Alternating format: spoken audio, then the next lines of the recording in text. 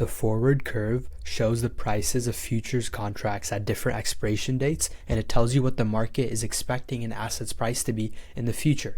Here's how to use it on TradingView. It's super simple. Just open up any futures tradable asset.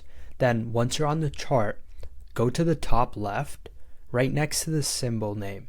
Then go to switch data type, and then head over to forward curve. Let's use crude oil futures as an example. Once you go to the forward curve, our charts will look exactly the same.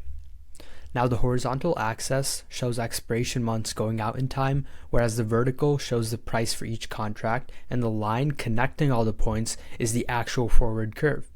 Now two shapes really matter here. If the curve is sloping upward, the market expects prices to rise in the future, and this shape is called Contango. If the curve slopes downward, as you can see right now, the market expects prices to fall in the future.